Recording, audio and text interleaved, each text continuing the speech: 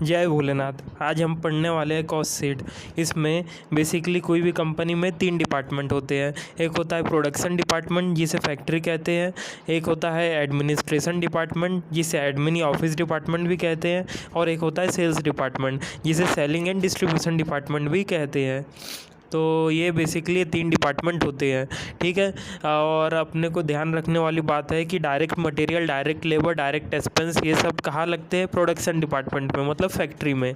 और बाकी indirect material, indirect labour, indirect expense ये कहाँ लगते हैं? ये तीनों जगह लगते हैं। प्रोडक्शन डिपार्टमेंट में भी लगते हैं, मतलब फैक्ट्री में भी लगते हैं, एडमिनिस्ट्रेशन डिपार्टमेंट में भी लगते हैं, मतलब ऑफिस में भी लगते हैं, और सेलिंग एंड डिस्ट्रीब्यूशन डिपार्टमेंट में भी लगते हैं, मतलब सेल्स में भी लगते हैं।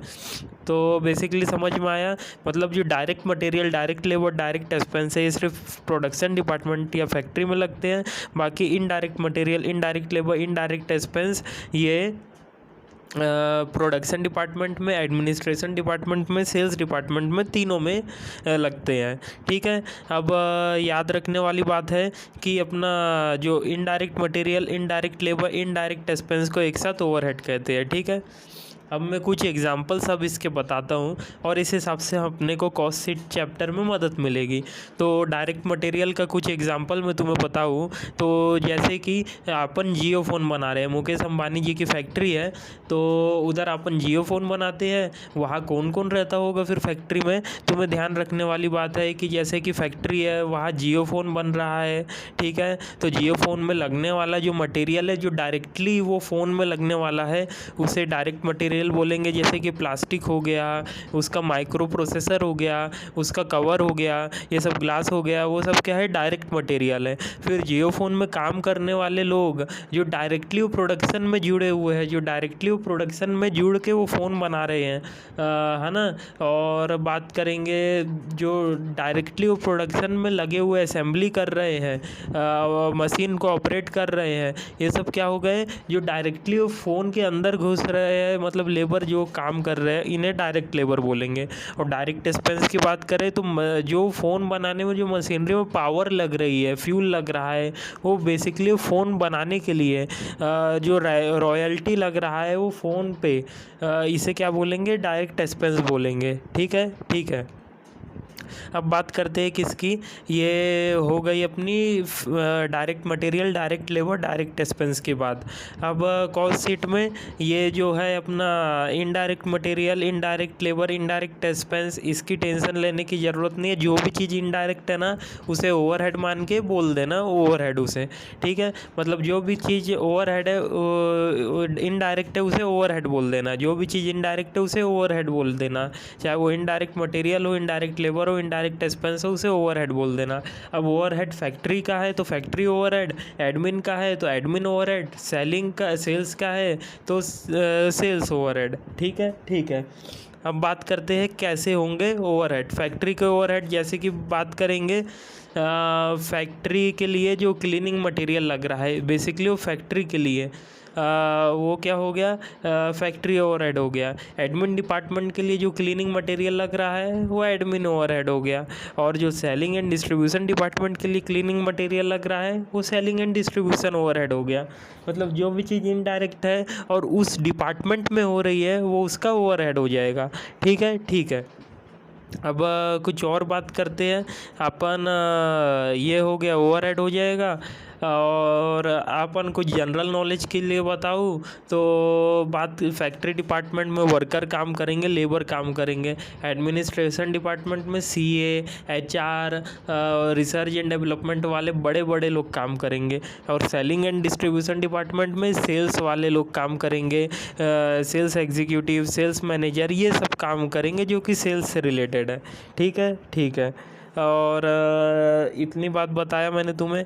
और कुछ बातें याद रखने वाली है कि जैसे कि सुपरवाइज़र ऑफ प्रोडक्शन डिपार्टमेंट, ठीक है, सुपरवाइज़र है प्रोडक्शन डिपार्टमेंट का, वो या हो गया वॉचमैन ऑफ फैक्ट्री, ये सब डायरेक्टली वो प्रोडक्ट बनाने में थोड़ी नहीं लग रहे, वो डायरेक्टली थोड़ी नहीं प्रोडक्ट में घुसे हुए हैं, तो वो क्या हो जाएंगे? ओवरहेड हो जाएंगे। और फैक्ट्री में हो रहे हैं इसलिए फैक्ट्री ओवरहेड हो जाएंगे। वैसे ही बात करेंगे इलेक्ट्रिसिटी हो गया, रेंट हो गया, इंश्योरेंस हो गया, ये सब अपन डायरेक्टली वो प्रोडक्ट में थोड़ी नहीं घुस रहे हैं, ये लग जा रहे हैं उधर के ओवरहेड हो जाएंगे। फैक्ट्री में इंश्योरेंस लग रहा है, इलेक्ट्रिसिटी लग रहा है, रेंट लग रहा है, वो फैक्ट्री का ओवरहेड हो जाएगा। अगर एडमिन डिपार्टमेंट में इलेक्ट्रिसिटी लग रहा है, रेंट लग रहा है, रिपेयर्स एंड मेंटेनेंस लग रहा है, वो एडमिन ओवरहेड हो जाएगा। और वैसे ही सेल्स डिपार्टमेंट में अगर इंश्योरेंस लग रहा है, इलेक्ट्रिसिटी, रेंट लग रहा है, वो सेलिंग एंड डिस्ट्रीब्यूशन ओवरहेड हो जाएगा। ये तुम्हें जनरल नॉलेज की बात बता दिया। अब बात करते हैं कॉस्ट शीट चैप्टर में कॉस्ट शीट कैसे बनती है। तो कॉस्ट शीट बनाने का एक बहुत ही सिंपल तरीका है, 5 चीज़ें याद रखना है अपने को। कौन कौन सी 5 चीज़ें की बात हो रही है? एक तो सबसे पहले बात हो रही है डायरेक्ट मटेरियल की। डायरेक्ट मटेरियल को रॉ मटेरियल कंज्यूम भी बोलते हैं। तो डायरेक्ट मटेरियल का याद रखना है और उससे फिर प्राइम कॉस्ट तक पहुंचना है। डायरेक्ट मटेरियल का याद रखना है, फिर प्राइम कॉस्ट तक पहुंचना है। मतलब एक बात हो गई डायरेक्ट मटेरियल और प्राइम कॉस्ट, डायरेक्ट मटेरियल और प्राइम कॉस्ट। फिर दूसरी बात हो गई gross factory cost, net factory cost, gross factory cost, net factory cost तक पहुंचना है। तीसरी बात हो गई cost of production, cost of goods sold, cost of sales. तीसरी बात हो गई cost of production, cost of goods sold, cost of sales. और चौथी बात हो गई सेल्स। तो मैं तुम्हें इसे लर्न करने का तरीका बताता हूँ। तो पहली बात क्या हुई थी अपनी, डायरेक्ट मटेरियल, जिसे रॉ मटेरियल कंज्यूम भी बोलते हैं, और प्राइम कॉस्ट। तो इधर तक अपन पहुँच के दिखाते हैं। तो opening stock of raw material plus purchase plus closing stock of raw material, इससे डायरेक्ट मटेरियल निकल गया। फिर प्लस कर देंगे डायरेक्ट लेबर, प्लस कर देंगे डायरेक्ट एक्सपेंस, इससे प्राइम कॉस्ट निकल जाएगा। ठीक है, अपना हो गया रॉ मटेरियल और प्राइम कॉस्ट तक अपन पहुंच गए। अब अपने को पहुंचना है gross factory cost and net factory cost. तो ग्रॉस फैक्ट्री कॉस्ट तक पहुंचने के लिए अपन प्राइम कॉस्ट में ऐड कर देंगे फैक्ट्री ओवरहेड। फैक्ट्री ओवरहेड तो ग्रॉस फैक्ट्री कॉस्ट तक पहुंच गए, प्लस कर देंगे ओपनिंग वर्क इन प्रोग्रेस, क्योंकि फैक्ट्री है, work in progress he add करेंगे, लेस करेंगे क्लोजिंग वर्क इन प्रोग्रेस, इससे नेट फैक्ट्री कॉस्ट निकल जाती है। नेट फैक्ट्री कॉस्ट निकल जाती है, मतलब अपन ने क्या बोले, प्राइम कॉस्ट में प्लस कर देंगे factory overhead, gross factory cost आ गई। फिर वर्क इन प्रोग्रेस की कुछ बातें हो जाए, प्लस करेंगे opening work in progress, less करेंगे क्लोजिंग वर्क इन प्रोग्रेस, इससे अपना closing work in progress less करके नेट फैक्ट्री कॉस्ट निकल गई। अब अपने को कहाँ तक जाना है, cost of production, COGS and cost of sales. तो प्रोडक्शन से रिलेटेड है, तो cost of net factory cost में क्या करेंगे, फिर प्रोडक्शन से रिलेटेड है तो कुछ प्रोडक्शन से रिलेटेड ऐड करेंगे। तो क्या करेंगे, एडमिन ओवरहेड प्रोडक्शन वाला ऐड कर देंगे quality control expenses, research and development expenses, primary packing add कर देंगे, quality control expenses, research and development expenses, primary packing less कर देंगे। कुछ मिसलिनियस इनकम है तो वो, तो इससे क्या निकल जाएगा, कॉस्ट ऑफ प्रोडक्शन निकल जाएगा। कॉस्ट ऑफ प्रोडक्शन निकल जाएगा। अब कॉस्ट ऑफ गुड्स सोल्ड तक पहुंचना है, तो क्या करेंगे, कॉस्ट ऑफ गुड्स सोल्ड तक पहुंचने के लिए प्लस करेंगे ओपनिंग फिनिश गुड्स, लेस करेंगे क्लोजिंग फिनिश गुड्स, क्योंकि सोल्ड कर रहे हैं ना, तो सोल्ड किसे करेंगे, फिनिश गुड्स को ही ना, इसलिए प्लस करेंगे opening stock of finish goods, less करेंगे closing stock of finish goods, जो भी है। तो उससे कॉस्ट ऑफ गुड्स सोल्ड तक पहुंच गए। अब कहाँ तक पहुंचना है, कॉस्ट ऑफ सेल्स तक। अब कुछ ही बातें बाकी है, इसलिए जो बाकी बातें बाकी है वो लिख दो। तो कॉस्ट ऑफ से गुड्स सोल्ड में प्लस करेंगे एडमिनिस्ट्रेशन ओवरहेड जनरल वाला, प्लस करेंगे सेलिंग एंड डिस्ट्रीब्यूशन ओवरहेड, इससे जो है कॉस्ट ऑफ सेल्स तक पहुंच गए। कॉस्ट ऑफ सेल्स तक पहुंच गए, फिर प्लस करेंगे प्रॉफिट, सेल्स आ गया, प्लस करेंगे प्रॉफिट, सेल्स आ गया। तो ये 5 बातें बेसिकली याद कर लेना, तो तुम्हारा कॉस्ट शीट बन जाएगा। क्या, रॉ मटेरियल से प्राइम कॉस्ट, फिर ग्रॉस फैक्ट्री कॉस्ट और नेट फैक्ट्री कॉस्ट, फिर production, cost of production, cost of goods sold, cost of sales और फाइनली सेल्स। ठीक है, तो एक और बार मैं कॉस्ट शीट रिवाइज कराता हूँ तुम्हें। Opening stock of raw material plus closing stock of raw material, opening stock of raw material plus purchases less closing stock of raw material, direct material निकल गया, प्लस करेंगे direct labour, direct expense, prime cost हो गया, plus करेंगे factory overhead, gross factory cost निकल गया, plus करेंगे opening work in progress, less करेंगे closing work in progress, net factory cost हो गया, प्लस करेंगे एडमिनिस्ट्रेशन ओवरहेड, प्लस करेंगे क्वालिटी कंट्रोल कॉस्ट या research and development cost, primary packing cost, less करेंगे मिसलिनियस इनकम, चाहे तुम्हारा बाय प्रोडक्ट से आए, सेल ऑफ स्क्रैप से आए, कोई भी चीज़ से आए जो कि प्रोडक्शन से रिलेटेड है, इससे कॉस्ट ऑफ प्रोडक्शन निकल जाएगा। फिर उसमें प्लस करेंगे opening stock of finish goods, less करेंगे closing stock of finish goods, cost of goods sold निकल गया, प्लस करेंगे एडमिनिस्ट्रेशन ओवरहेड जनरल वाला, प्लस करेंगे selling and distribution expenses, cost of sales निकल गया, प्लस करेंगे प्रॉफिट, सेल्स निकल जाएगा, सेल्स निकल जाएगा।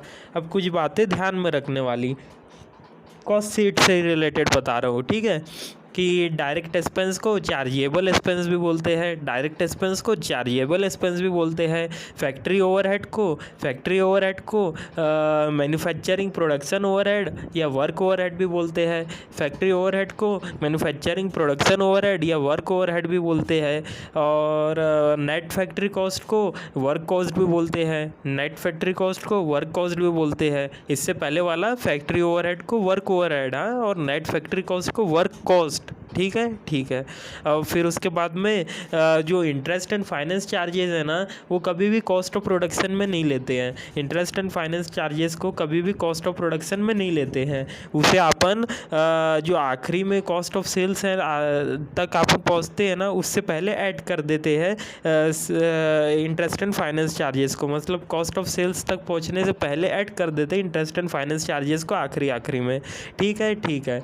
और याद रखना कि अपन जब तक अपन कॉस्ट ऑफ प्रोडक्शन तक पहुंचेंगे तो अपन डिवाइड करते हैं किससे, यूनिट्स प्रोड्यूस से। कॉस्ट पर यूनिट निकालने के लिए अपन कॉस्ट ऑफ प्रोडक्शन तक पहुंचे तो डिवाइड करेंगे यूनिट्स प्रोड्यूस से, उसके बाद में डिवाइड किससे करेंगे, कॉस्ट ऑफ गुड्स सोल्ड से आखिरी तक यूनिट सोल्ड से, मतलब पर यूनिट निकालना है ना तो कॉस्ट ऑफ प्रोडक्शन तक डिवाइड किससे करेंगे, यूनिट्स प्रोड्यूस से, और उसके बाद पहुंचना है तो डिवाइड करेंगे यूनिट सोल्ड से।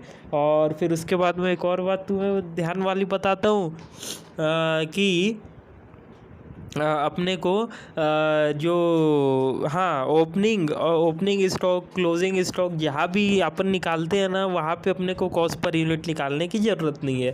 काय का ओपनिंग और क्लोजिंग में अपन कॉस्ट पर यूनिट निकालेंगे, हाँ, उसके अलावा बाकी सब जगह रिस्पेक्टिवली अपने को कॉस्ट पर यूनिट निकालना पड़ता है, रिस्पेक्टिवली अपने को कॉस्ट पर यूनिट निकालना पड़ता है। और अब कुछ और बातें कॉस्ट शीट की, कि अपना जो रॉ मटेरियल है, अगर हाँ, जो रॉ मटेरियल है उसमें अगर उसका एबनॉर्मल लॉस वाला रॉ मटेरियल से रिलेटेड है या sale of scrap raw material से रिलेटेड है ना, उसे अपन क्या कर देते, रॉ मटेरियल में से माइनस कर देते हैं। और फ्रेट इनवर्ट को अपन डायरेक्ट मटेरियल या फ्रेट इनवर्ट को या कैरेज इनवर्ट को अपन डायरेक्ट मटेरियल में ले सकते हैं, डायरेक्ट मटेरियल में ले सकते हैं। ये एक बात हो गई। फिर उसके बाद में मैं बताऊंगा तुम्हें जो डायरेक्ट लेबर डायरेक्ट एक्सपेंस में अपन प्रीपेड है पहले ही दे दिए है उसे माइनस कर देंगे, आउटस्टैंडिंग है उसे प्लस कर देंगे, ठीक है, ठीक है। फिर उसके बाद में तुम्हें बताऊंगा अगर administration overhead percentage of cost of production given है या यूनिट्स प्रोड्यूस गिवन है तो एडमिनिस्ट्रेशन ओवरहेड प्रोडक्शन वाला मान लेंगे। अगर administration overhead percentage of cost of goods sold given है या फिर यूनिट सोल्ड वाला गिवन है उसे एडमिनिस्ट्रेशन ओवरहेड जनरल वाला मान लेंगे।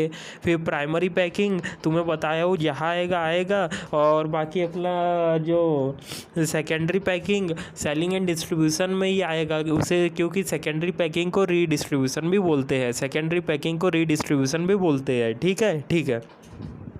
अब मैं तुम्हें और बताता हूँ कि total cost of sales plus profit equals to total, हाँ, plus profit equals to total sales, total cost plus total profit equals to total sales. ये एक बात हो गई।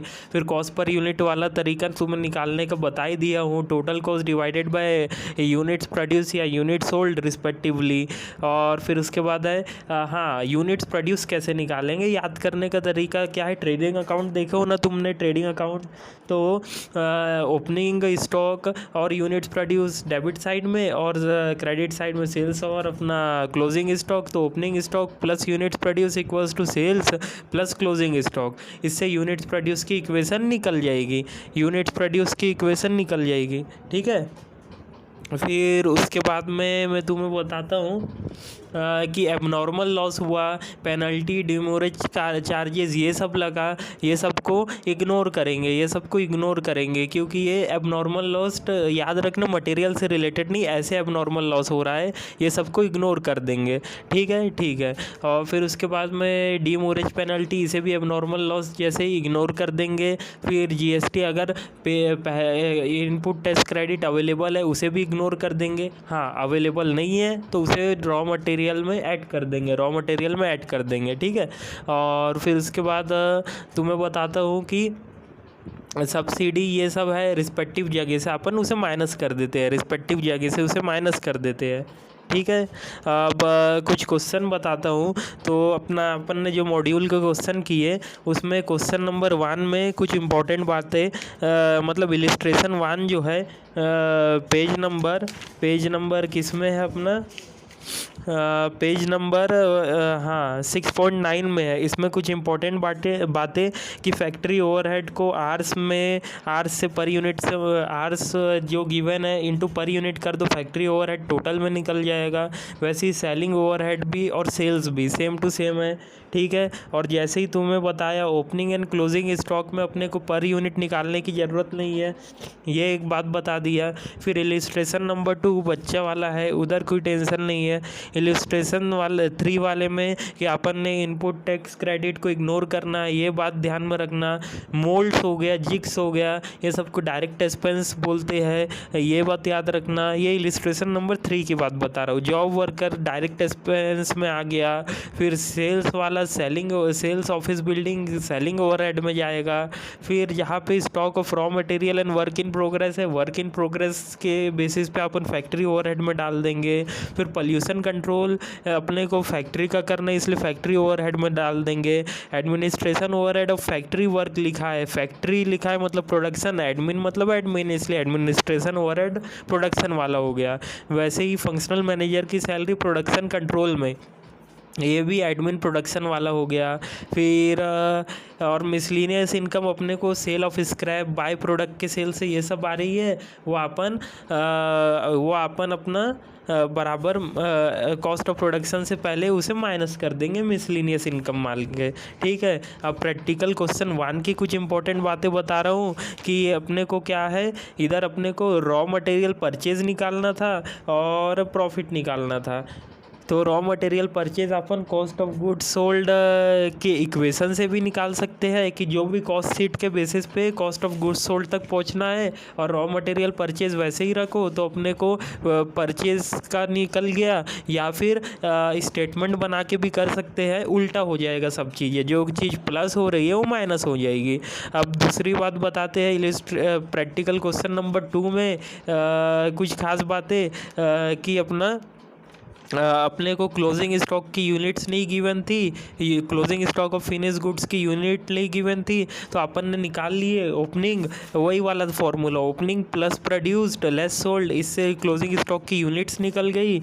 यूनिट्स निकलने के बाद में अपन ने फीफो या वेटेड एवरेज का तरीका भी मैंने दिखाया।